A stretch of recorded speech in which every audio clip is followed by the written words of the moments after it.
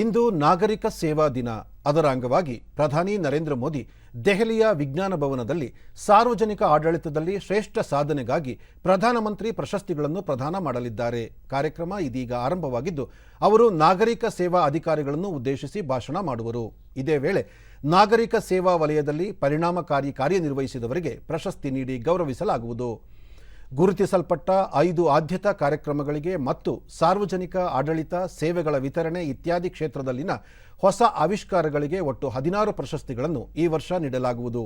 ಆ ವಲಯಗಳೆಂದರೆ ಜನ ಭಾಗೀದಾರಿಗೆ ಉತ್ತೇಜನ ಅಥವಾ ಪೋಷಣ್ ಅಭಿಯಾನದಲ್ಲಿ ಜನರ ಒಳಗೊಳ್ಳುವಿಕೆ, ಖೇಲೋ ಇಂಡಿಯಾ ಯೋಜನೆ ಮೂಲಕ ಕ್ರೀಡೆ ಮತ್ತು ಯೋಗಕ್ಷೇಮದಲ್ಲಿ ಉತ್ಕೃಷ್ಟತೆಯನ್ನು ಉತ್ತೇಜಿಸುವುದು, ಪ್ರಧಾನಮಂತ್ರಿ ಸ್ವನಿಧಿ ಯೋಜನೆಯಲ್ಲಿ ಡಿಜಿಟಲ್ ಪಾವತಿಗಳು ಮತ್ತು ಉತ್ತಮ ಆಡಳಿತ, ಒಂದು ಜಿಲ್ಲೆ ಒಂದು ಉತ್ಪನ್ನ ಯೋಜನೆಯ ಮೂಲಕ ಸಮಗ್ರ ಅಭಿವೃದ್ಧಿ ಮತ್ತು ಮಾನವರ ಮಧ್ಯಪ್ರವೇಶವಿಲ್ಲದೆ ಆರಂಭದಿಂದ ಅಂತ್ಯದವರೆಗೆ ತಡರಹಿತ ಸೇವೆಗಳ ವಿತರಣೆಯೂ ಸೇರಿದೆ.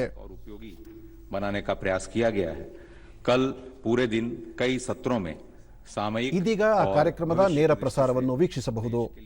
विषयों पर विचार विमर्श किया गया है. आप अवगत हैं कि प्रधानमंत्री जी के द्वारा 15 अगस्त 2021 को स्वतंत्रता दिवस पर दिए गए संबोधन में इंडिया एट 2047 की परिकल्पना रखी गई है और आत्मनिर्भर भारत के निर्माण की दिशा में कई महत्वपूर्ण इनिशिएटिव्स लिए गए हैं.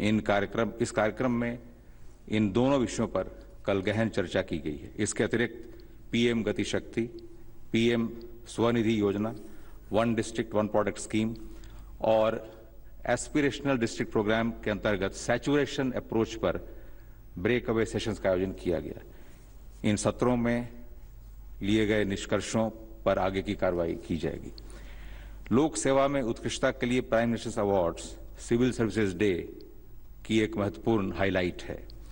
माननीय प्रधानमंत्री जी के मार्गदर्शन में पब्लिक सर्विस की स्पिरिट को बढ़ाने, इनोवेशन को एनकरेज करने और सिविल सेवकों में स्वस्थ प्रतिस्पर्धा को बढ़ाने के उद्देश्य से इन अवार्ड्स के स्वरूप में निरंतर सुधार लाने के प्रयास किए जा रहे हैं. हमारा यह भी प्रयास है कि अधिकारियों के स्थानांतरण या उनके रिटायरमेंट के बाद ऐसे प्रयासों को भुला न दिया जाए, बल्कि बेस्ट प्रैक्टिसेस का इंस्टीट्यूशनलाइजेशन हो और उनका रेप्लिकेशन भी हो. इस वर्ष इन अवार्ड्स के लिए 715 जिलों से कुल 2105 नामांकन प्राप्त हुए. एक उत्साहवर्धक तथ्य यह है कि इनमें से लगभग 40% इनोवेशन कैटेगरी के अंतर्गत प्राप्त हुए थे. इतनी बड़ी संख्या में प्राप्त नामांकनों का ऑब्जेक्टिव इवैल्यूएशन किया गया है और इनकी स्क्रूटनी एक रिगरस प्रोसेस के द्वारा की गई है.